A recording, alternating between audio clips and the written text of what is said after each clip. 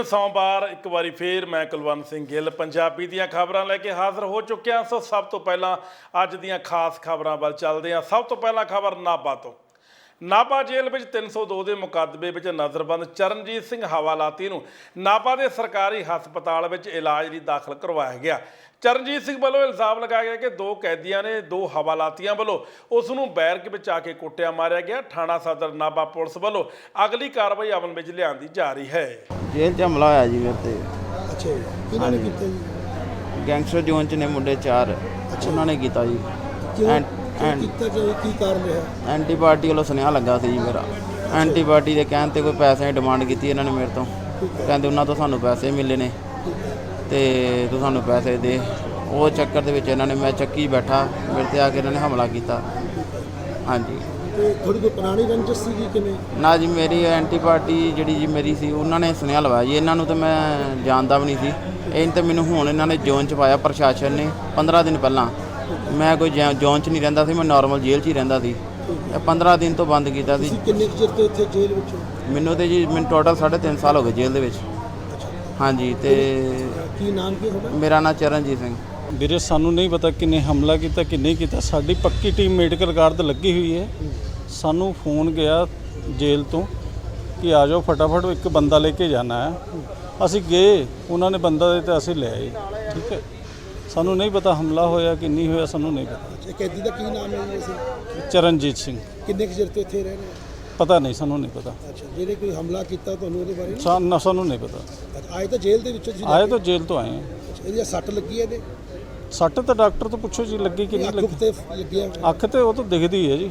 ਲੁਧਿਆਣਾ ਦੇ ਜਵਾਹਰ ਨਗਰ ਵਿੱਚ ਉਸ ਸਮੇਂ ਹਬੜਾ ਦਬੜੀ ਦਾ ਮਾਹੌਲ ਪੈਦਾ ਹੋ ਗਿਆ ਜਦੋਂ ਘਰ ਦੀ ਬੈਕ ਸਾਈਡ ਦੀ ਪੈ ਰਹੇ ਲੈਂਟਰ ਦੀ ਛੱਤ ਡਿੱਗਣ ਕਾਰਨ ਜ਼ੋਰਦਾਰ ਧਮਾਕਾ ਹੋ ਗਿਆ ਤੇ ਬੈਕ ਸਾਈਡ ਤੇ ਰਹਿ ਰਹੇ ਘਰ ਦੀ ਛੱਤ ਗਿਰ ਗਈ, ਜਿਸ ਦੇ ਅੰਦਰ ਬਜ਼ੁਰਗ ਸਮੇਤ 2 ਬੱਚੇ ਮੌਜੂਦ ਸੀ ਜੋ ਕਿ ਜ਼ਖਮੀ ਹੋ ਗਏ, ਜਿਨ੍ਹਾਂ ਨੂੰ ਜੇਰੇ ਇਲਾਜ ਹਸਪਤਾਲ ਵਿੱਚ ਭਰਤੀ ਕਰਵਾ ਦਿੱਤਾ ਗਿਆ। ਇਸ ਮੌਕੇ ਪੱਤਰਕਾਰਾਂ ਨਾਲ ਗੱਲਬਾਤ ਕਰਦੇ ਹੋਏ ਜ਼ਖਮੀ ਵਿਅਕਤੀਆਂ ਨੇ ਕਿਹਾ ਕਿ ਉਹ ਸਹੀ ਸਲਾਮਤ ਨੇ ਤੇ ਉਹਨਾਂ ਦੇ ਕੁਝ ਸੱਟਾਂ ਲੱਗੀਆਂ ਹਨ। 2 ਬੱਚੇ ਜ਼ਖਮੀ ਨੇ ਅਤੇ ਬਾਕੀ ਦੀ ਹਾਲਤ ਸਥਿਰ ਹੈ। ਕੀ ਨਾਮ ਹੈ ਜੀ? ਮੇਰਾ ਨਾਮ ਕਾਕਾ ਜੀ। ਮੈਂ ਅੰਦਰ ਲੇਟਿਆ। ਕਿਹੜੀ ਜਗ੍ਹਾ ਦਾ ਮਾਮਲਾ ਹੈ? ਇਹ ਜਵਾਹਰ ਨਗਰ ਕੈਂਪ ਦਾ। ਕੀ ਹੋਇਆ ਜੀ? ਉਹ ਹੈ ਕਿ ਮੈਂ ਛੱਤ ਡੇਕੀ, ਮੈਂ ਅੰਦਰ ਲੇਟਿਆ ਸੀ, ਉੱਪਰ ਛੱਤ ਡੇਕੀ ਉਹਨਾਂ ਦੀ ਬਸ। ਇਹ ਲੈਂਟਰ ਪੈ ਰਿਹਾ ਸੀ ਨਾ? ਹਾਂ, ਲੈਂਟਰ ਪੈ ਰਿਹਾ। ਕਿੰਨਾ ਦੀ ਛੱਤ ਕਿੰਨਾ ਹੀ ਗਿਰੀ? ਇਹ ਨਾਲ ਦੇ ਸਾਡੇ ਕੋਲ ਗੁਆਂਢੀ? ਹਾਂਜੀ ਜੀ। ਤੇ ਕੀ ਕਿੰਨੇ ਬੱਚੇ ਕਿੰਨੇ ਜ਼ਖਮੀ ਹੈ? ਕੋਈ ਬੱਚਿਆਂ ਨੂੰ ਕੋਈ ਜ਼ਖਮ ਹੈ ਜੀ। ਜੀ। ਬੱਚੇ 2 ਜ਼ਖਮੀ ਤੇ ਤੁਹਾਡੇ ਵੀ ਸੱਟ ਲੱਗੀ ਹੈ? ਹਾਂ। ਹੋਰ ਤਾਂ ਨਹੀਂ ਕੋਈ ਅੰਦਰ ਮੌਜੂਦ? ਨਹੀਂ ਹੋਰ ਨਹੀਂ। ਕਿੰਨੇ ਕੁ ਲੋਕ ਸੀਗੇ ਅੰਦਰ? ਠੀਕ ਹੁੰਦਾ ਜੀ, ਸਾਰੇ ਠੀਕ ਹੈ। ਕੋਈ ਨੁਕਸਾਨ ਤਾਂ ਨਹੀਂ ਜਾਨੀ ਕੋਈ ਮਾਨੀ? ਨੁਕਸਾਨ ਨਹੀਂ। ਮਾਮਲਾ ਜਵਾਹਰ ਨਗਰ ਕੈਂਪ ਦੇ ਵਿੱਚ ਇੱਕ ਲੈਂਟਰ ਪੈ ਰਿਹਾ ਸੀ। ਲੈਂਟਰ ਪਹਿਲਾਂ ਪਿਆ ਹੋਇਆ ਸੀ, ਉਹ ਲੈਂਟਰ ਖੋਲ ਰਿਹਾ ਸੀ ਥੱਲੇ ਵਾਲਾ, ਤੇ ਜਦੋਂ ਉੱਪਰ ਵਾਲੀ ਇੱਕ ਬੱਲੀ ਟੁੱਟ ਗਈ ਅਚਾਨਕ। ਉਹ ਟੁੱਟਣ ਕਰਕੇ ਤੇ ਲੈਂਟਰ ਡਿੱਪਿਆ ਥੱਲੇ। ਉਹਦੇ ਨਾਲ ਜਿਹੜਾ ਨਾਲ ਗੁਆਂਢੀ ਸੀ, ਗੁਆਂਢੀਆਂ ਦੇ ਇੱਕ ਬੱਚੇ ਦੇ ਤੇ ਇੱਕ ਮਤਲਬ ਬੰਦਾ 45 ਸਾਲ ਦਾ, ਉਹਦੇ ਸੱਟ ਲੱਗੀ ਹੈ। ਨਾਰਮਲ ਸੱਟਾਂ ਨੇ, ਬਿਲਕੁਲ ਠੀਕ ਨੇ। ਪਹਿਲੀ ਤਾਂ ਹੁਣ ਦੇਖਦੇ ਹਾਂ ਜੀ, ਹਾਰੇ ਕਾਰਪੋਰੇਸ਼ਨ ਵਾਲੇ ਬੁਲਾਏ ਨੇ, ਦੇਖਦੇ ਹਾਂ ਕੀ ਹੈ ਚੱਕਰ। ਭਾਈ ਕਿੰਨੇ ਮੰਜ਼ਲ ਦੇ ਲੈਂਟਰ ਪੈ ਗਿਆ? ਤੀਜਾ ਲੈਂਟਰ ਹੈ ਜੀ। ਸਰ ਲੈਂਟਰ ਕਿੰਨੇ ਇੰਚੀ ਦਾ ਲੈਂਟਰ ਪਾ ਰਹੇ ਸੀ? ਕੋਈ ਮਨਜ਼ੂਰੀ ਲਿੱਤੀ ਸੀ ਇਹਨਾਂ ਨੇ? ਉਹ ਮਨਜ਼ੂਰੀ ਤਾਂ ਪਤਾ ਕਰਦੇ ਨੇ ਜੀ, ਕੀ ਹੈ ਮਨਜ਼ੂਰੀ ਲਈ ਹੈ ਜਾਂ ਕੀ, ਉਹ ਸਭ ਕੁਝ ਪਤਾ ਕਰਦੇ ਨੇ। ਸਫਾਈ ਕਰਮਚਾਰੀ ਐਸੋਸੀਏਸ਼ਨ ਵੱਲੋਂ ਸਟਾਪ ਕਿਲਿੰਗ ਤਹਿਤ ਸਰਹੰਦ ਵਿਖੇ ਸਟੇਟ ਕਨਵੀਨਰ ਸੁਭਾਸ਼ ਦਸਾਵਰ ਦੀ ਅਗਵਾਈ ਹੇਠ ਪ੍ਰਦਰਸ਼ਨ ਕੀਤਾ ਗਿਆ। ਉਹਨਾਂ ਕਿਹਾ ਕਿ ਪੰਜਾਬ ਵਿੱਚ ਰੋਜ਼ਾਨਾ ਸੀਵਰੇਜ ਵਰਕਰ ਸੈਪਟਿਕ ਟੈਂਕ ਦੀ ਸਫਾਈ ਕਰਦਿਆਂ ਮੌਤ ਦਾ ਸ਼ਿਕਾਰ ਹੋ ਜਾਂਦੇ ਹਨ, ਜਦਕਿ ਸੁਪਰੀਮ ਕੋਰਟ ਦੁਆਰਾ ਸੈਪਟਿਕ ਟੈਂਕ ਮੈਨੂਅਲੀ ਸਫਾਈ ਤੇ ਪਾਬੰਦੀ ਲਗਾਈ ਹੋਈ ਹੈ, ਪਰ ਫਿਰ ਵੀ ਸਰਕਾਰੀ ਅਦਾਰੇ ਸੁਪਰੀਮ ਕੋਰਟ ਦੇ ਹੁਕਮਾਂ ਦੀ ਉਲੰਘਣਾ ਕਰਦੇ ਹਨ। ਉਹਨਾਂ ਕਿਹਾ ਕਿ ਅਜਿਹੀਆਂ ਅਣਗਹਿਲੀਆਂ ਹੀ ਮੌਤ ਦਾ ਕਾਰਨ ਬਣਦੀਆਂ ਹਨ। ਉਹਨਾਂ ਮੰਗ ਕੀਤੀ ਕਿ ਜਿਹੜੇ ਸਫਾਈ ਸਮੇਂ ਹਾਦਸੇ ਦਾ ਸ਼ਿਕਾਰ ਹੁੰਦੇ ਹਨ, ਉਹਨਾਂ ਦੇ ਪਰਿਵਾਰ 10 ਲੱਖ ਰੁਪਏ ਦਾ ਮੁਆਵਜ਼ਾ ਦਿੱਤਾ ਜਾਵੇ ਤੇ ਪਰਿਵਾਰ ਦੇ ਇੱਕ ਮੈਂਬਰ ਨੂੰ ਸਰਕਾਰੀ ਨੌਕਰੀ ਦਿੱਤੀ ਜਾਵੇ। ਸਟੇਟ ਕਨਵੀਨਰ ਸਫਾਈ ਕਰਮਚਾਰੀ ਅੰਦੋਲਨ ਪੰਜਾਬ, ਅੱਜ ਦਾ ਜਿਹੜਾ ਇੱਕ ਸਾਡਾ ਪ੍ਰਦਰਸ਼ਨ ਅਸੀਂ ਕਰ ਰਹੇ ਹਾਂ ਸਰਹੰਦ ਸ਼ਹਿਰ ਦੇ ਵਿੱਚ। ਬੀਤੇ ਦਿਨੀ ਬਲਾਚੌਰ ਵਿੱਚ ਇੱਕ ਸੀਵਰਮੈਨ ਦੀ ਡੈਥ ਹੋਈ ਹੈ। ਉਹਦੀ ਸਫਾਈ ਕਰਦਿਆਂ ਤੇ ਇੱਕ ਬੰਦਾ ਉਹਨੂੰ ਬਚਾਉਣ ਗਿਆ, ਉਹਦੀ ਵੀ ਮੌਕੇ 'ਤੇ ਡੈਥ ਹੋ ਗਈ। ਆਏ ਦਿਨ ਪੰਜਾਬ ਸਮੇਤ ਪੂਰੇ ਦੇਸ਼ ਵਿੱਚ ਰੋਜ਼ਾਨਾ ਹੀ ਸੈਂਕੜੇ ਸੀਵਰਮੈਨਾਂ ਦੀ ਡੈਥ ਹੁੰਦੀ ਹੈ, ਜਦ ਕਿ 2014 ਵਿੱਚ ਮਾਨਯੋਗ ਸੁਪਰੀਮ ਕੋਰਟ ਨੇ ਮੈਨੂਅਲੀ ਸਫਾਈ ਤੇ ਬੈਨ ਲਗਾ ਦਿੱਤਾ ਹੈ। 2013 ਦੇ ਵਿੱਚ ਜਿਹੜਾ ਭਾਰਤ ਸਰਕਾਰ ਨੇ ਐਕਟ ਬਣਾਇਆ, ਉਹਦੇ ਤਹਿਤ ਵੀ ਇਹਦੇ ਤੇ ਮੈਨੂਅਲੀ ਬੈਨ ਕਰ ਦਿੱਤਾ ਹੈ। 2015 ਦੇ ਵਿੱਚ SC ST ਐਕਟ ਬਣਿਆ, ਉਹਦੇ ਵਿੱਚ ਵੀ ਇਹਦੀ ਪ੍ਰੋਵੀਜ਼ਨ ਪਾਈ ਵੀ ਉਹ ਬੈਨ ਕਰ ਦਿੱਤਾ ਗਿਆ। ਲੇਕਿਨ ਪੰਜਾਬ ਦੇ ਵਿੱਚ ਚਾਹੇ ਉਹ ਸੀਵਰੇਜ ਬੋਰਡ ਹੈ, ਚਾਹੇ ਉਹ ਕਮੇਟੀਆਂ, ਚਾਹੇ ਨਗਰ ਕੌਂਸਲਾਂ, ਚਾਹੇ ਨਗਰ ਨਿਗਮਾਂ, ਚਾਹੇ ਕੋਈ ਪ੍ਰਾਈਵੇਟ ਅਦਾਰੇ ਹੈ, ਉਹ ਐਕਟ ਦੀ ਵੀ ਤੇ ਸੁਪਰੀਮ ਕੋਰਟ ਦੇ ਜਿਹੜੇ ਆਰਡਰ ਉਹਨਾਂ ਦੀ ਬਿਲਕੁਲ ਵਾਇਲੇਸ਼ਨ ਕਰਦੇ ਪਏ ਆ ਤੇ ਇਹਨਾਂ ਦੀ ਕੋਈ ਸੁਰੱਖਿਆ ਦਾ ਕੋਈ ਇਹਨਾਂ ਦਾ ਪ੍ਰਬੰਧ ਨਹੀਂ ਹੈ। ਭਾਰਤ ਸਰਕਾਰ ਨੇ, ਕੇਂਦਰ ਸਰਕਾਰ ਨੇ ਉੱਪਰ ਮੰਗਲ ਗ੍ਰਹਿ ਤੇ ਜਾਣ ਦੀ ਤਾਂ ਗੱਲਾਂ ਕਰਦੇ, ਲੇਕਿਨ ਸੀਵਰ ਦੀ ਸਫਾਈ ਦਾ ਕੋਈ ਵੀ ਇਹਨਾਂ ਕੋਈ ਪ੍ਰਬੰਧ ਨਹੀਂ ਹੈ, ਜਿਹਦੀ ਜ਼ਿੰਮੇਵਾਰੀ ਇਹਨਾਂ ਸਰਕਾਰਾਂ ਦੀ ਬਣਦੀ ਹੈ। ਤੇ ਜਿਹੜਾ ਮੁਆਵਜ਼ਾ ਵੀ ਹੈ, ਸੁਪਰੀਮ ਕੋਰਟ ਨੇ 10 ਲੱਖ ਤੈਅ ਕੀਤਾ ਆ, ਲੇਕਿਨ 10 ਲੱਖ ਦੇ ਨਾਲ ਕਦੇ ਬੰਦਾ ਵਾਪਸ ਨਹੀਂ ਆ ਜਾਂਦਾ। ਅਸੀਂ ਕਹਿੰਦੇ ਜਿਹਦੀ ਅਣਗਹਿਲੀ ਦੇ ਕਾਰਨ, ਚਾਹੇ ਉਹ ਸਰਕਾਰੀ ਅਫਸਰ ਹੈ, ਚਾਹੇ ਕੋਈ ਪ੍ਰਾਈਵੇਟ ਬੰਦਾ ਆ, ਅਗਰ ਉਹਦੇ ਅਣਗਹਿਲੀ ਦੇ ਨਾਲ ਕਿਸੇ ਸੀਵਰੇਜ ਵਰਕਰ, ਸੈਫਟੀ ਟੈਂਕ ਵਰਕਰ ਦੀ ਅਗਰ ਡੈਥ ਹੁੰਦੀ ਹੈ, ਉਹਦੇ ਖਿਲਾਫ 302 ਦਾ ਪਰਚਾ ਦਰਜ ਕੀਤਾ ਜਾਵੇ ਤੇ ਵੱਧ ਤੋਂ ਵੱਧ ਉਹਨੂੰ ਸਜ਼ਾ ਦਿੱਤੀ ਜਾਵੇ ਤੇ 1 ਕਰੋੜ ਰੁਪਏ ਦਾ ਘੱਟੋ ਘੱਟ ਮੁਆਵਜ਼ਾ ਦਿੱਤਾ ਜਾਵੇ ਤੇ ਇੱਕ ਪਰਿਵਾਰ ਦੇ ਮੈਂਬਰ ਨੂੰ ਸਰਕਾਰੀ ਨੌਕਰੀ ਦਿੱਤੀ ਜਾਵੇ। ਵਾਤਾਵਰਣ ਨੂੰ ਬਚਾਉਣ ਲਈ ਸਫਾਈ ਤੇ ਬੂਟੇ ਲਗਾਉਣੇ ਜ਼ਰੂਰੀ ਹਨ। ਇਸੇ ਕਰਕੇ ਬਠਿੰਡਾ ਵਿੱਚ ਕਾਰ ਐਸੋਸੀਏਸ਼ਨ ਵੱਲੋਂ ਅੱਜ ਪੂਰੀ ਟੀਮ ਨਾਲ ਮਿਲ ਕੇ ਬੂਟੇ ਲਗਾਉਣ ਦੀ ਮੁਹਿੰਮ ਦੀ ਸ਼ੁਰੂਆਤ ਕੀਤੀ ਗਈ। ਉਹਨਾਂ ਕਿਹਾ ਕਿ ਇਹ ਮੁਹਿੰਮ ਹਰ ਸ਼ਨੀਵਾਰ ਚਲਾਈ ਜਾਂਦੀ ਹੈ ਤਾਂ ਜੋ ਵਾਤਾਵਰਣ ਨੂੰ ਬਚਾਇਆ ਜਾ ਸਕੇ। ਇਹ ਲੱਗਦਾ ਹੀ ਦਰਖਤ ਲੱਗਣ ਸੌਂਦੀ ਹਰਿਆਲੀ ਹਰੇ ਭਰੇ ਹੋਊ ਸਰ। ਮੈਂ ਤਾਂ ਆਪ ਇਹਨਾਂ ਨੂੰ ਬੁਲਾਇਆ ਸੀ, ਫੋਨ ਕਰਕੇ ਬੁਲਾਇਆ ਸੀ, ਮੇਰੇ ਕਹਿਣ ਤੇ ਮਤਲਬ ਆਏ ਇਹਨਾਂ ਨੇ ਭਾਗੂ ਰੋਡ ਤੇ ਸਾਰੇ ਮੇਰੇ ਕਹਿਣ ਤੇ ਲਾਏ ਦਰਖਤ। ਬਾਕੀ ਦੇਖ ਰੇਖ ਅਸੀਂ ਕਰਾਂਗੇ, ਮਹੱਲੇ ਵਾਲੇ ਸਾਡੇ ਨਾਲ ਹੈ। ਸਾਡਾ ਕਾਰ ਡੀਲਰ ਐਸੋਸੀਏਸ਼ਨ ਹੈ ਜੀ। ਅਸੀਂ ਦੂਜੇ ਔਰ ਚੌਥੇ ਸ਼ਨੀਵਾਰ ਆਪਦੀ ਪੂਰੀ ਐਸੋਸੀਏਸ਼ਨ, ਪੂਰੀਆਂ ਮਾਰਕੀਟ ਬੰਦ ਕਰਕੇ, ਦੁਕਾਨਾਂ ਬੰਦ ਕਰਕੇ, ਪਰਮਾਤਮਾ ਦੇ ਹੁਕਮ ਦੇ ਵਿੱਚ ਅਸੀਂ ਦਰਖਤ ਲਗਾ ਰਹੇ ਹਾਂ ਬਠਿੰਡੇ ਸ਼ਹਿਰ ਦੇ ਵਿੱਚ, ਜਿਹੜੇ ਸਿਰਫ ਔਰ ਸਿਰਫ ਛਾਂ ਵਾਲੇ ਹੈ।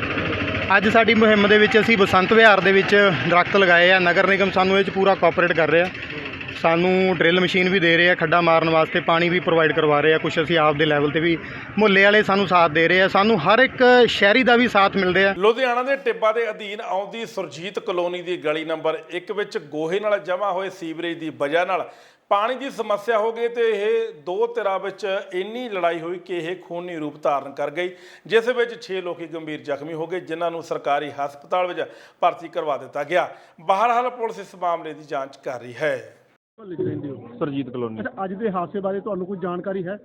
ਅੱਜ ਦੇ ਹਾਦਸੇ ਬਾਰੇ ਮਤਲਬ ਕਿ ਨਾ ਜਾਣਕਾਰੀ ਹੈ, ਕੋਈ ਆ ਘਰ ਵਾਲੇ ਜਰਨੈਲ ਸਿੰਘ ਜੀ, ਇਹਨਾਂ ਨੇ ਕੋਈ ਇੱਥੇ ਗੋਹੇ ਦਾ ਪਾਣੀ ਰੋਕਣ ਲਈ ਮਿੱਟੀ ਸਟਾਈ ਸੀ ਜੀ। ਉਹ ਮਿੱਟੀ ਮਤਲਬ ਕਹਿੰਦਾ ਉੱਥੋਂ ਬੰਨ ਸੀਗਾ ਕਿ ਉਹਨਾਂ ਦਾ ਪਾਣੀ ਡੈਰੀਆਂ ਦਾ ਗੋਹੇ ਵਾਲਾ ਇੱਧਰ ਨਾ ਆਵੇ। ਉਹ ਪਾਣੀ ਉਹਨਾਂ ਨੇ ਮਤਲਬ ਕਹਿੰਦਾ ਡੈਰੀ ਵਾਲੇ ਆ ਕੇ ਉਹਨਾਂ ਨੇ ਬੰਨ ਖੋਲਣ ਲੱਗੇ। ਉਹ ਬੰਨ ਖੋਲਣ ਦੇ ਚੱਕਰ ਦੇ ਵਿੱਚ ਇਹਨਾਂ ਨੇ ਕਿਹਾ ਵੀ ਭਾਈ ਇਹਨਾਂ ਨੇ ਮਿੱਟੀ ਦੀ ਟਰਾਲੀ ਹੋਰ ਮੰਗਾਈ ਵੀ ਅਸੀਂ ਇੱਥੇ ਸਟਾ ਲਈ, ਕਿਉਂਕਿ ਇਹਨਾਂ ਦਾ ਚੱਕੀ ਦਾ ਕੰਮ ਆ ਵੀ ਆਟੇ ਦੇ ਵਿੱਚ ਕੋਈ ਮਤਲਬ ਕਹਿੰਦਾ ਕੋਈ ਚੀਜ਼ ਮਿਕਸ ਨਾ ਹੋਵੇ ਗੰਦਾ ਪਾਣੀ, ਤੇ ਉਹਦੇ ਕਾਰਨ ਮਤਲਬ ਕਹਿੰਦਾ ਕਿ ਉਹਦੀ ਹੱਥੋਂ ਪਾਈ ਹੋ ਗਈ। ਉਹ ਕਈਆਂ ਲੈ ਕੇ ਆ ਗਏ, ਕਿਰਪਾਨਾਂ ਡੰਡੇ ਲੈ ਕੇ ਇਸ ਪਰਿਵਾਰ ਦੇ ਉੱਤੇ ਆ ਕੇ ਉਹਨਾਂ ਨੇ ਹਮਲਾ ਕਰ ਦਿੱਤਾ।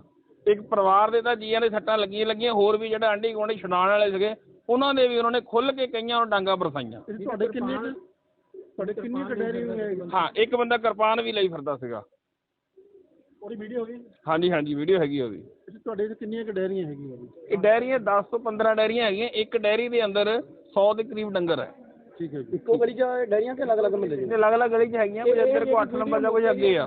ਜਿਹੜਾ ਝਗੜਾ ਹੋਇਆ ਕਿਸ ਸਬੰਧ ਦੇ ਵਿੱਚ ਹੋਇਆ, ਕਿਉਂ ਹੋਇਆ? ਇਹ ਸਿਰਫ ਜੀ ਇਹ ਚੱਕਰ ਇਹ ਹੈ, ਗੋਹੇ ਦਾ ਪਾਣੀ ਰੋੜਦੇ ਆ। ਅਸੀਂ ਇਹਨਾਂ ਨੂੰ 2 ਸਾਲਾਂ ਤੋਂ ਕਹਿ ਰਹੇ ਹਾਂ। ਕੌਣ ਡੋਲਦਾ ਜੀ? ਇਹ ਜਿਹੜੇ ਡੈਰੀਆਂ ਵਾਲੇ ਆ, ਗੋਹੇ ਦਾ ਪਾਣੀ ਪਾਈਪਾਂ 'ਚ ਪਾ ਦਿੰਦੇ ਆ, ਸੀਵਰੇਜ ਬਲੋਕ ਹੋ ਜਾਂਦਾ। ਅਸੀਂ ਪਾਣੀ ਡੋਲਣ ਤੋਂ ਵੀ ਪਰੇਸ਼ਾਨ ਆ, ਇਸ ਤੋਂ ਵੀ ਵੱਧ ਪਾਣੀ ਹੁੰਦਾ ਜਿਹੜਾ ਤੁਸੀਂ ਦੇਖ ਰਹੇ ਆ।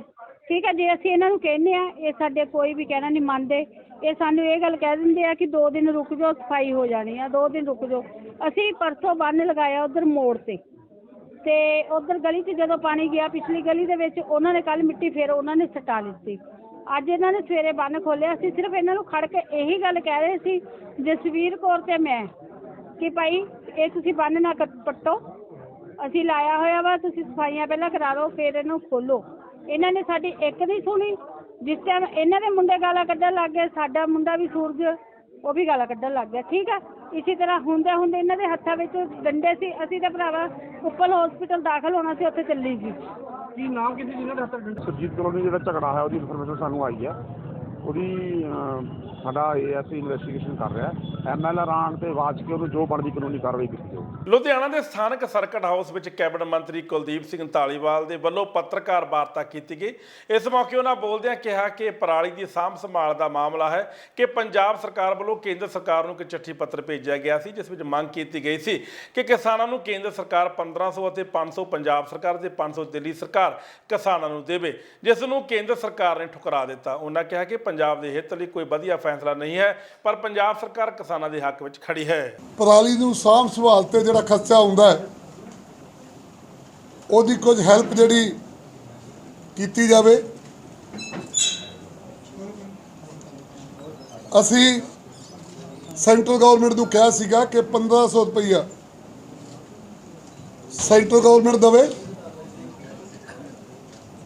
500 ਰੁਪਈਆ ਪੰਜਾਬ ਸਰਕਾਰ ਦੇਊਗੀ ਤੇ 500 ਰੁਪਈਆ ਅਸੀਂ ਦਿੱਲੀ ਦੇ ਮੁੱਖ ਮੰਤਰੀ ਸ਼੍ਰੀ ਅਰਵਿੰਦ ਕੇਜਰੀਵਾਲ ਜੀ ਨੂੰ ਬੇਨਤੀ ਕਰਾਂਗੇ।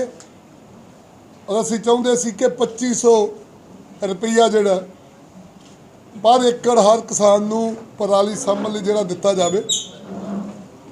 ਪਰ ਬੜੇ ਦੁੱਖ ਦੀ ਗੱਲ ਹੈ ਕਿ ਕੇਂਦਰ ਸਰਕਾਰ ਨੇ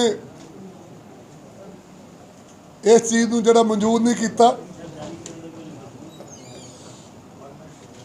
ਇਹ ਜਿਹੜਾ ਕੇਂਦਰ ਸਰਕਾਰ ਦਾ ਫੈਸਲਾ ਹੈ ਇਹ ਪੰਜਾਬ ਵਿਰੋਧੀ ਤੇ ਹੈ ਹੀ ਹੈ, ਕਿਸਾਨ ਵਿਰੋਧੀ ਤੇ ਹੈਗਾ, ਪਰ ਜਿਹੜੀ ਇਹ ਸਮੱਸਿਆ ਦੇ ਨਾਲ ਪ੍ਰਦੂਸ਼ਣ ਪੈਦਾ ਹੁੰਦਾ, ਸਾਡਾ ਹਵਾ ਪਾਣੀ ਜਿਹੜਾ ਖਰਾਬ ਹੁੰਦਾ,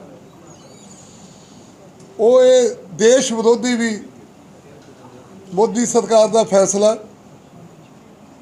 ਬਟ ਅਸੀਂ ਇਸ ਚੀਜ਼ ਤੇ ਇਕੱਲੀ ਤੇ ਨਿਰਭਰ ਨਹੀਂ ਕੀਤੇ। ਸਾਨੂੰ ਕੋਈ ਇਹਦੇ ਤੋਂ ਘਬਰਾਹਟ ਦੀ ਨਾ। ਮੈਂ ਤੁਹਾਡੇ ਥਰੂ ਪੰਜਾਬ ਦੇ ਕਿਸਾਨਾਂ ਨੂੰ ਇਹ ਕਹਿਣਾ ਚਾਹੁੰਦਾ, ਬੀਤੇ ਕੱਲ ਵੀ ਸਾਡੇ ਮਾਨਯੋਗ ਮੁੱਖ ਮੰਤਰੀ ਸਰਦਾਰ ਭਗਵੰਤ ਸਿੰਘ ਮਾਨ ਜੀ ਨੇ ਕਿਹਾ ਸੀਗਾ, ਅੱਜ ਵੀ ਮੈਂ ਤੁਹਾਡੇ ਥਰੂ ਮੀਡੀਆ ਦੇ ਥਰੂ ਕਿਸਾਨਾਂ ਨੂੰ ਕਹਿਣਾ ਚਾਹੁੰਦਾ ਕਿ ਪੰਜਾਬ ਦੀ ਸਰਕਾਰ ਸਰਦਾਰ ਭਗਵੰਤ ਸਿੰਘ ਮਾਨ ਜੀ ਦੀ ਸਰਕਾਰ ਜਿਹੜੀ ਹੈ ਕਿਸਾਨਾਂ ਦੇ ਨਾਲ ਹਮੇਸ਼ਾ ਦੀ ਤਰ੍ਹਾਂ ਇਸ ਮੁੱਦੇ ਦੇ ਉੱਤੇ ਵੀ ਚਟਾਨ ਦੀ ਤਰ੍ਹਾਂ ਖੜੀ ਹੈ। ਔਰ ਅਸੀਂ 100% ਕੋਸ਼ਿਸ਼ ਕਰਾਂਗੇ ਕਿ ਪੰਜਾਬ ਵਿੱਚ ਐਤਕੀ ਇੱਕ ਵੀ ਏਕੜ ਜਿਹੜਾ ਪਰਾਲੀ ਨੂੰ ਅੱਗ ਨਾ ਲਾਈ ਜਾਵੇ। ਜਨਤਾ ਨੇ ਵੀ ਹੁਣ ਲੀਡਰਾਂ ਦਾ ਪੇਸ ਬਣਾਉਣਾ ਸ਼ੁਰੂ ਕਰ ਦਿੱਤਾ ਹੈ, ਕਿਉਂਕਿ ਅੱਜ ਕੁਝ ਅਜਿਹਾ ਹੀ ਵੇਖਣ ਤੇ ਸੁਣਨ ਨੂੰ ਮਿਲਿਆ। ਪਹਿਲਾਂ ਬਟਾਲਾ ਦੇ ਇਲਾਕੇ ਬਾਹਰ ਭੰਡਾਰੀ ਗੇਟ ਤੇ ਲੋਕਾਂ ਵੱਲੋਂ ਇਕੱਠ ਕੀਤਾ ਗਿਆ ਤੇ ਆਪਣੀ ਮੰਗਾਂ ਤੋਂ ਜਾਣੂ ਕਰਵਾਉਣ ਲਈ ਵਿਧਾਇਕ ਅਮਨ ਸ਼ੇਰ ਸਿੰਘ ਕਲਸੀ ਨੂੰ ਸੱਦਿਆ ਗਿਆ ਤੇ ਵਿਧਾਇਕ ਦੇ ਆਉਣ ਤੋਂ ਪਹਿਲਾਂ ਆਮ ਆਦਮੀ ਪਾਰਟੀ ਤੇ ਨਗਰ ਨਿਗਮ ਬਟਾਲਾ ਮੁਰਦਾਬਾਦ ਦੇ ਨਾਅਰੇ ਲਾਉਣੇ ਸ਼ੁਰੂ ਕਰ ਦਿੱਤੇ। ਪਰ ਜਦੋਂ ਵਿਧਾਇਕ ਪਹੁੰਚਦਾ ਹੈ ਤਾਂ ਸਾਰੇ ਜਿੰਦਾਬਾਦ ਦੇ ਨਾਅਰੇ ਲਗਾਉਣੇ ਸ਼ੁਰੂ ਕਰ ਦਿੱਤੇ। ਨਹੀਂ, ਨੌਬਤ ਨਹੀਂ, ਮੇਰਾ ਪਰਿਵਾਰ ਹੈ, ਮੇਰੇ ਜੀ ਨੇ। ਮੈਨੂੰ ਲੱਗਾ ਵੀ ਕਿਤੇ ਨਾ ਕਿਤੇ ਮੇਰੀ ਕਮੀ ਮਹਿਸੂਸ ਕਰ ਰਹੇ ਨੇ ਤੇ ਫਿਰ ਮੈਂ ਪਹੁੰਚ ਗਿਆ ਜੀ, ਕਿਉਂਕਿ ਇਹਨਾਂ ਨੇ ਵੋਟਾਂ ਪਾਈਆਂ ਨੇ, ਮੈਨੂੰ ਜਿਤਾਇਆ। ਜੇ ਤੰਗੀ 'ਚ ਹੋਣਗੇ ਤੇ ਫਿਰ ਸਾਡੇ ਵਰਗਿਆਂ ਨੂੰ ਵੀ ਨੀਂਦ ਕਿੱਥੋਂ ਆਊਗੀ। ਸੋ ਰਲ ਮਿਲ ਕੇ ਆਪਾਂ ਵਧੀਆ ਢੰਗ ਨਾਲ ਚਲਾਵਾਂਗੇ ਬਟਾਲਾ। ਮਸਲਾ ਕੋਈ ਨਹੀਂ ਜੀ, ਸਾਡੇ ਬਟਾਲੇ ਦੀ ਲੰਮੇ ਸਮੇਂ ਤੋਂ ਕੂੜੇ ਦੀ ਸਮੱਸਿਆ ਵਾ। 75 ਸਾਲ ਹੋ ਗਏ ਸਾਨੂੰ ਕੂੜੇ ਵਾਸਤੇ ਜਗ੍ਹਾ ਜਿਹੜੀ ਹੈ ਹੀ ਨਹੀਂ ਹੈ ਜੀ ਬਟਾਲੇ ਵਾਸੀਆਂ ਕੋਲ, ਸਾਡੇ ਕੋਲ। ਹੁਣ ਥੋੜਾ ਜਿਹਾ ਆਪਾਂ ਕੂੜੇ ਨੂੰ, ਮੈਂ ਚਾਹੁੰਦਾ ਵੀ ਇੱਕ ਸਲੋਗਨ ਦੇਣਾ, ਬਟਾਲਾ, ਮੈਂ ਬਟਾਲਾ ਹਾਂ, ਮੈਂ ਤੁਹਾਡਾ ਹਾਂ, ਮੈਨੂੰ ਸਾਫ਼ ਰੱਖਿਆ ਜਾਵੇ। ਬਸ ਉਸ ਸਲੋਗਨ ਨੂੰ ਲੈ ਕੇ ਮੈਂ ਸ਼ੁਰੂਆਤ ਕਰਨ ਜਾ ਰਿਹਾ ਸੀ ਤੇ ਸ਼ੁਰੂਆਤ ਪਿੱਟਾਂ ਬਣਾਉਣ ਦੇ ਆ ਕੂੜੇ ਦੀਆਂ, ਕਿਉਂਕਿ ਕੂੜਾ ਜਿਹੜਾ ਮੈਂ ਚਾਹੁੰਦਾ ਹਾਂ ਵੀ ਆਪਾਂ ਆਪਣੇ ਬਟਾਲੇ ਨੂੰ ਕੂੜਾ ਮੁਕਤ ਕਰੀਏ। ਤੇ ਉਹ ਕਿਤੇ ਨਾ ਕਿਤੇ ਇਹ ਸਰਕਾਰੀ ਜਗ੍ਹਾ ਹੈ, ਇੱਥੇ ਲਾਗੇ ਵਸੋਂ ਆ ਤੇ ਪਿੱਟਾਂ ਜਿਹੜੀਆਂ ਸੀ ਇੱਥੋਂ ਪਾਸ ਕੀਤੀਆਂ ਸੀ ਬਣਨ ਵਾਸਤੇ। ਤੇ ਮੁਹੱਲਾ ਵਾਸੀ ਕਹਿੰਦੇ ਨੇ ਵੀ ਸਾਡੇ ਬੱਚੇ ਛੋਟੇ ਨੇ, ਬਜ਼ੁਰਗ ਆ, ਅੱਗੇ 47 ਪਿੱਟਾਂ ਬਣੀਆਂ ਨੇ, ਬਿਮਾਰੀ ਜ਼ਿਆਦਾ ਹੈ ਤੇ ਕਿਰਪਾ ਕਰਕੇ ਇੱਥੇ ਪਿੱਟਾਂ ਨਾ ਬਣਾਈਆਂ ਜਾਣ। ਤੇ ਅੱਗੇ ਵੀ 2-4 ਵਾਰੀ ਮੇਰੇ ਕੋਲ ਆਏ ਸੀ ਤੇ ਮੈਂ ਉਹਨਾਂ ਨੂੰ ਕਿਹਾ ਵੀ ਮੈਂ ਆਪ ਮੌਕੇ ਤੇ ਆ ਕੇ ਵੇਖੂੰਗਾ ਤੇ ਅੱਜ ਮੈਨੂੰ ਸਵੇਰੇ ਕਾਲ ਆਈ ਸੀ ਇਹਨਾਂ ਦੀ ਵੀ ਤੁਸੀਂ ਆਖਿਆ ਸੀ ਆਏ ਨਹੀਂ। ਮੈਂ ਕਿਹਾ ਜੀ ਮੈਂ ਅੱਜ ਸ਼ਾਮ ਨੂੰ ਜ਼ਰੂਰ ਤੁਹਾਡੇ ਕੋਲ ਮੈਂ ਹਰ ਹਾਲਤ 'ਚ ਪਹੁੰਚੂੰਗਾ।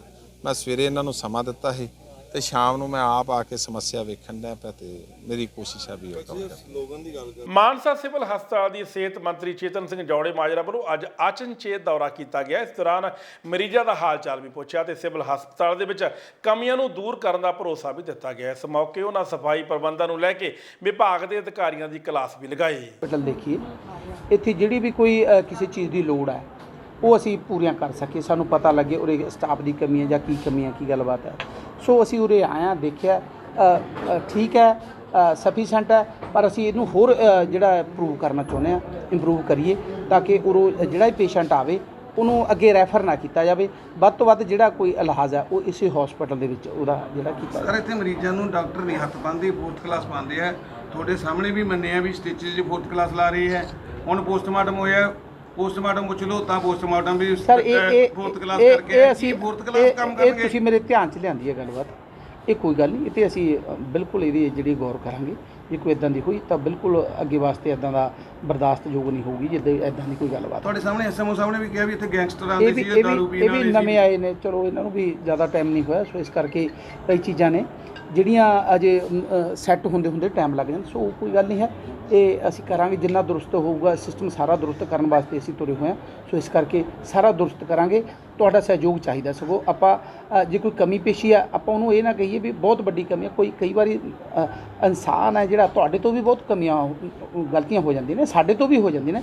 ਸੋ ਇਸ ਕਰਕੇ ਸਮੇਂ ਨਾਲ ਸਾਰੀ ਚੀਜ਼ ਹੈ ਜਿਹੜੀ ਸੈੱਟ ਕੀਤੀ ਜਾ ਸਕਦੀ ਹੈ। ਅਸੀਂ ਵੀ ਸੈੱਟ ਕਰਨ ਦੇ ਵਾਸਤੇ ਅਸੀਂ ਜਿਹੜਾ ਹਰ ਇੱਕ ਹਸਪੀਟਲ ਨੂੰ ਚੈੱਕ ਕਰ ਰਹੇ ਹਾਂ, ਕਿਉਂਕਿ ਪਿਛਲੀਆਂ ਸਰਕਾਰਾਂ ਨੇ ਇਸ ਪਾਸੇ ਵੱਲ ਧਿਆਨ ਹੀ ਨਹੀਂ ਦਿੱਤਾ।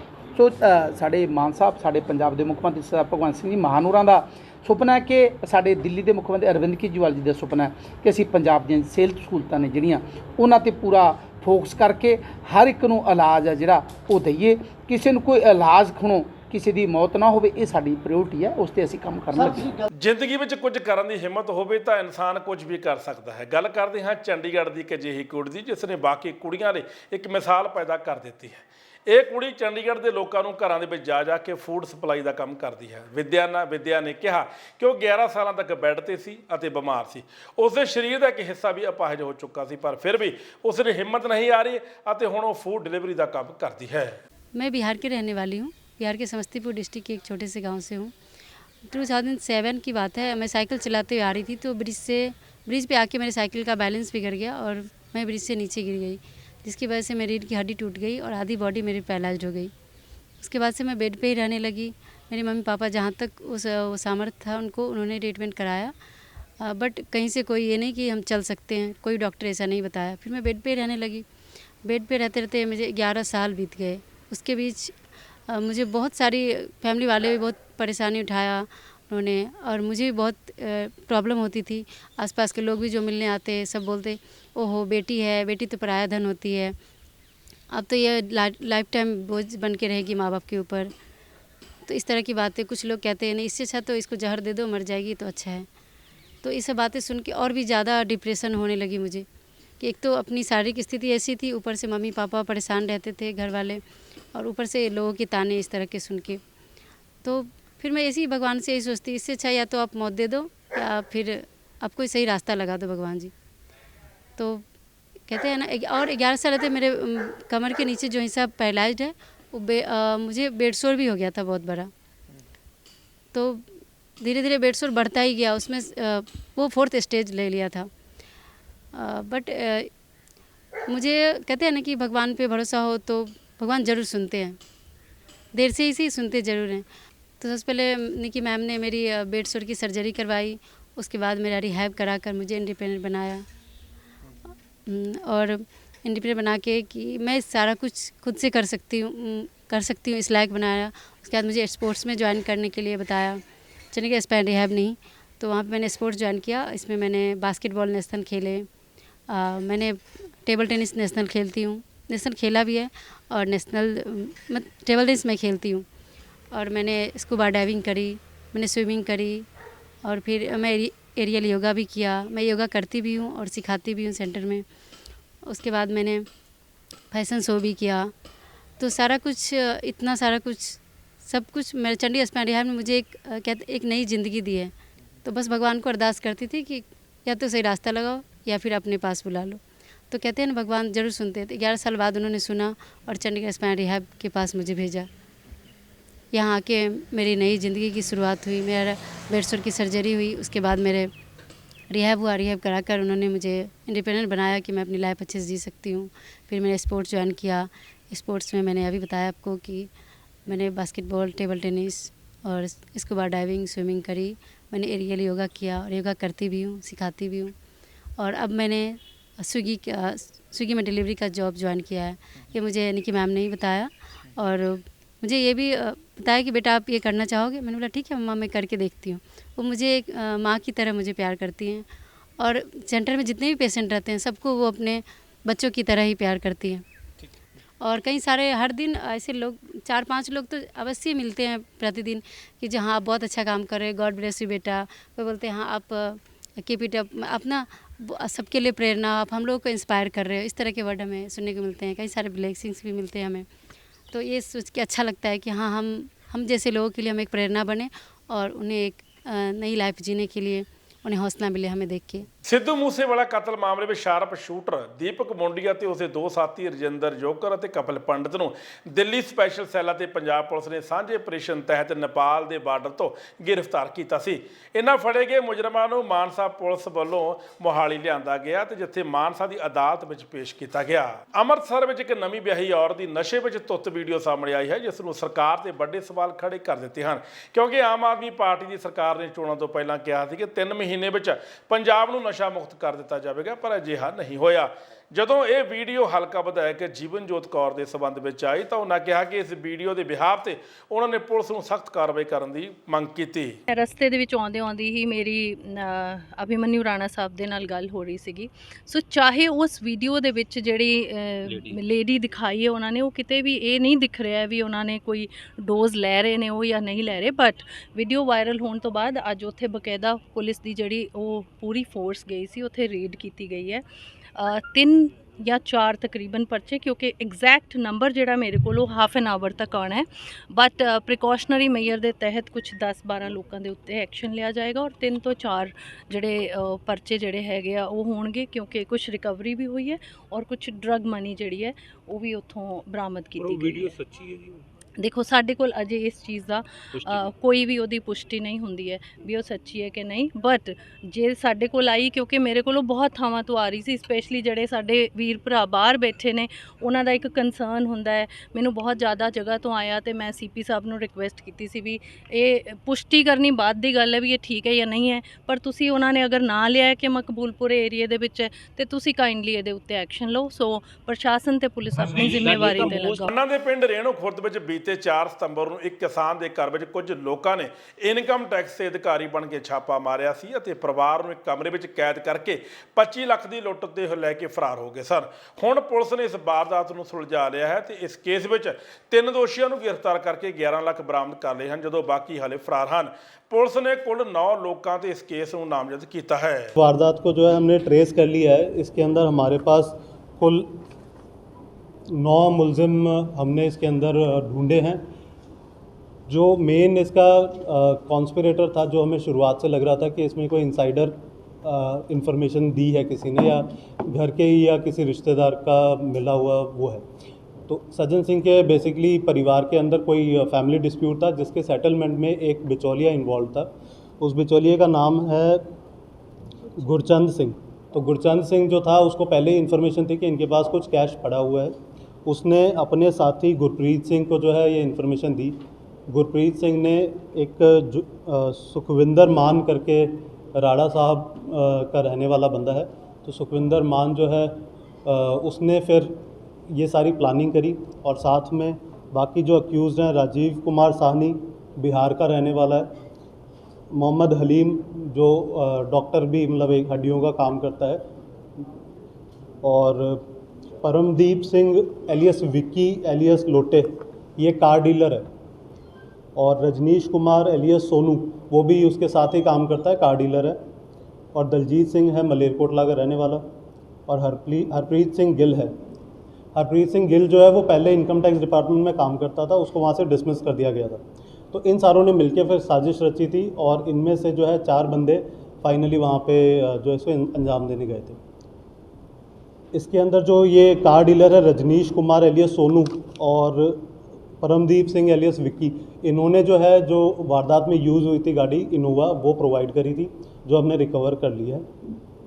इसके अलावा जो हमने बंदे अरेस्ट करे हैं वो अभी हमारी कस्टडी में मोहम्मद हलीम है, एक परमदीप सिंह एलियस विक्की एलियस लोटे, रजनीश कुमार एलियस सोनू और गुरप्रीत सिंह जो है वो है। इन सब से हमने तीनों गाड़ियां भी रिकवर कर ली है। जो गाड़ी रेकी में यूज़ हुई थी, इन्होंने 1 हफ्ते पहले रेकी करी थी, रेकी में वर्टिगो गाड़ी यूज़ हुई थी, वो गाड़ी हमने रिकवर कर ली है और करीब 11 लाख रुपए कैश भी अलग अलग लोगों से हमने रिकवर कर लिया है। ਕੇਂਦਰੀ ਗ੍ਰਹਿ ਮੰਤਰੀ ਅਮਿਤ ਸ਼ਾਹ ਦੇ ਆਦੇਸ਼ ਅਨੁਸਾਰ ਗੈਂਗਸਟਰਾਂ ਦੇ ਖਿਲਾਫ ਸਖਤੀ ਲਈ NIA ਵੱਲੋਂ ਦੇਸ਼ ਭਰ ਵਿੱਚ ਛਾਪੇਮਾਰੀ ਕੀਤੀ ਜਾ ਰਹੀ ਹੈ। ਪੰਜਾਬ ਵਿੱਚ ਗੈਂਗਸਟਰ ਤਿੱਲੂ ਤਾਜਪੁਰੀਆ ਦੇ ਘਰ ਵਿੱਚ ਛਾਪੇਮਾਰੀ ਦੀ ਖਬਰ ਸਾਹਮਣੇ ਆ ਰਹੀ ਹੈ।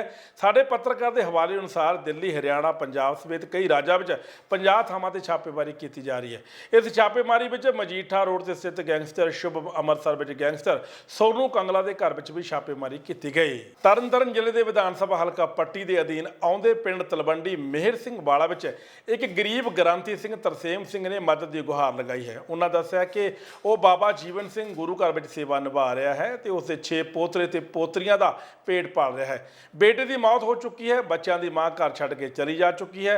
ਇੱਕ ਬੇਟਾ ਹੈ ਜਿਹੜਾ ਨਸ਼ਾ ਕਰਨ ਦਾ ਆਦੀ ਹੈ। ਉਸਨੇ ਲੋਕਾਂ ਤੋਂ ਮਦਦ ਦੀ ਗੁਹਾਰ ਲਗਾਈ ਹੈ। ਇਸ ਦਾ ਸਿੱਧਾ ਨੰਬਰ ਅਸੀਂ ਦੇ ਰਹੇ ਹਾਂ 62 846 67 142। ਫੋਨ ਨੰਬਰ ਨੋਟ ਕਰ ਲਓ 62 846 67 142 ਤੇ ਇਸ ਗ੍ਰਾਂਤੀ ਸਿੰਘ ਨਾਲ ਸੰਪਰਕ ਕੀਤਾ ਜਾ ਸਕਦਾ ਹੈ। ਵਾਹਿਗੁਰੂ ਜੀ ਕਾ ਖਾਲਸਾ ਵਾਹਿਗੁਰੂ ਜੀ ਕੀ ਫਤਿਹ ਜੀ। ਮੈਂ ਤਰਸੇਮ ਸਿੰਘ ਹੈ ਜੀ ਅਤੇ ਡਿਊਟੀ ਕਰਦਾ ਹਾਂ ਇੱਥੇ ਗੁਰਦੁਆਰਾ ਸਾਹਿਬ ਪਿੰਡ ਤਲਵੰਡੀ ਮੋਹਰ ਸਿੰਘ ਸਾਡਾ ਪਿੰਡ ਆ ਜੀ। ਇੱਥੇ ਡਿਊਟੀ ਸਾਨੂੰ ਮਿਲੀ ਆ, ਕਰ ਰਹੇ ਹਾਂ ਅਤੇ ਬਹੁਤ ਦੁਖਦਾਈ ਗੱਲ ਹੈ। ਵੱਡਾ ਮੁੰਡਾ ਮੇਰਾ 2017 ਦੇ ਵਿੱਚ ਗੁਜ਼ਰ ਚੁੱਕਾ ਸੀ ਐਕਸੀਡੈਂਟ ਹੋ ਕੇ। ਉਹਦੇ ਬੱਚੇ ਵੀ ਅਸੀਂ ਪਾਲਣ ਰਹੇ ਹਾਂ ਬਜ਼ੁਰਗ ਅਵਸਥਾ ਦੇ ਵਿੱਚ, ਅਤੇ ਦੂਸਰਾ ਮੁੰਡਾ ਨਸ਼ਈ ਸੀਗਾ, ਉਹ ਪਤਾ ਨਹੀਂ ਕਿੱਧਰ ਨੂੰ ਚਲੇ ਗਿਆ, ਉਹਦੇ ਘਰ ਦੀ ਵੀ ਚਲੇ ਗਈ, ਉਹਦੇ ਬੱਚੇ ਵੀ ਪਾਲਣ ਰਹੇ। 3 ਬੱਚੇ ਉਹਦੇ ਆ, 3 ਹੀ ਉਹਦੇ ਆ, 2 ਗੁੱਡੀਆਂ, ਇੱਕ ਚੰਗੀ ਹੈ ਜੀ। ਅਤੇ ਕਿਰਪਾ ਕਰਕੇ ਸਾਧ ਸੰਗਤ ਜੀ ਕੋਈ ਮਦਦ ਕਰੋ, ਕਿਉਂਕਿ ਕੋਠੇ ਵੀ ਡਿੱਗੇ ਹੋਏ ਹਨ ਅਤੇ ਬੱਚਿਆਂ ਦੀ ਪਾਲਣ ਪੋਸ਼ਣ ਵੀ ਅਸੀਂ ਬਜ਼ੁਰਗ ਅਵਸਥਾ ਦੇ ਵਿੱਚ ਕਰਨ ਰਹੇ ਹਾਂ। ਸਾਧ ਸੰਗਤ ਜੀ ਆਪ ਕਿਰਪਾ ਕਰਕੇ ਸਾਡੀ ਮਦਦ ਕੀਤੀ ਜਾਵੇ।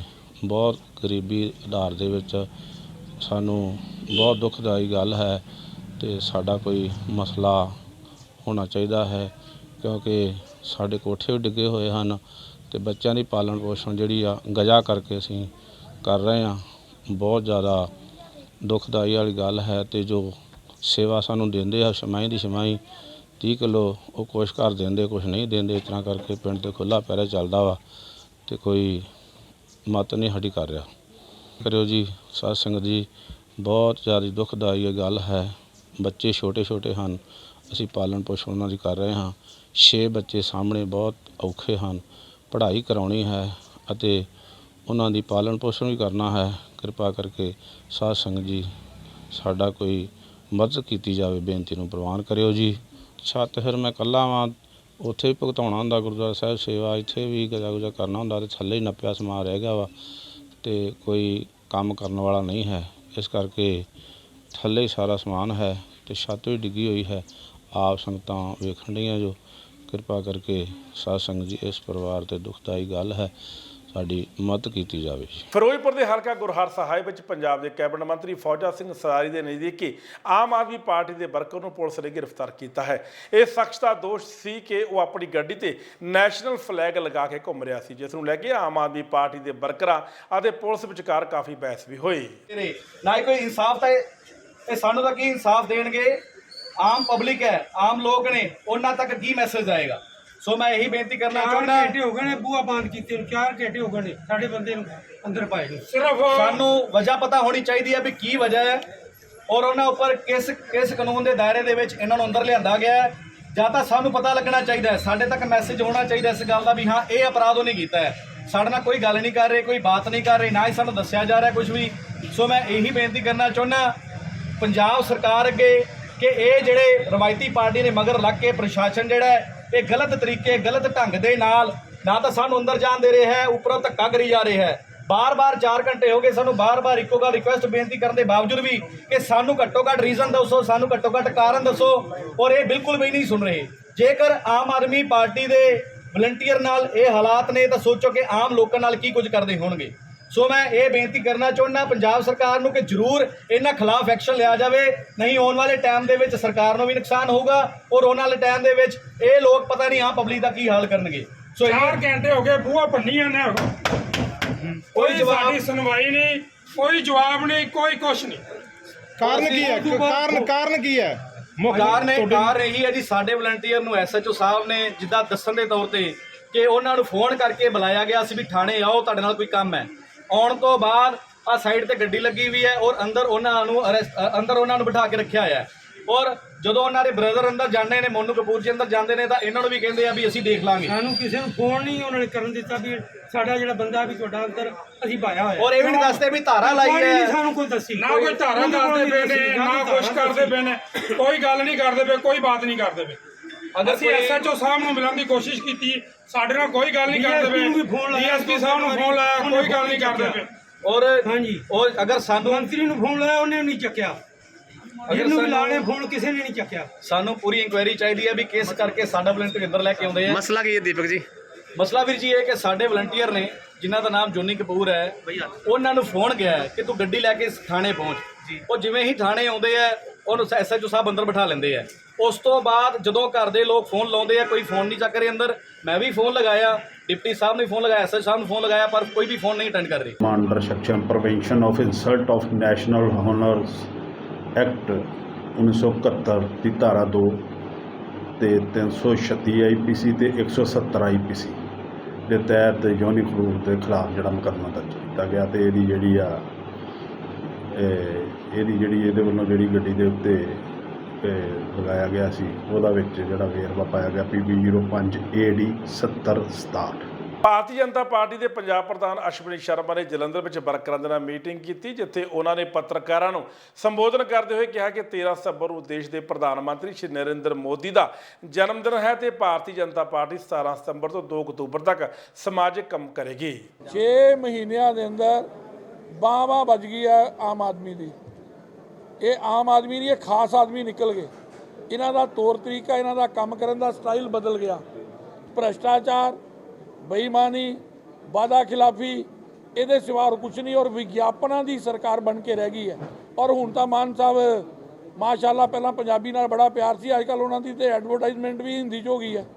ਹੁਣ ਜਦੋਂ ਹਿੰਦੀ 'ਚੋਂ ਵਿਗਿਆਪਨ ਕਰਦੇ ਨੇ ਤੇ ਸਮਝ ਆਉਂਦਾ ਆਮ ਆਦਮੀ ਨੂੰ ਵੀ, ਸਾਮਾन्य ਜਨਮਾਨਸ ਨੂੰ ਵੀ, ਹਰ ਪੰਜਾਬੀ ਨੂੰ ਇਹ ਸਮਝ ਆਉਂਦੀ ਹੈ ਕਿ ਇਹ ਪੰਜਾਬ ਨੂੰ ਐਡਰੈਸ ਨਹੀਂ ਕੀਤਾ ਜਾ ਰਿਹਾ, ਇਹ ਨਜ਼ਰ ਕਿਤੇ ਹੋਰ ਹੈ।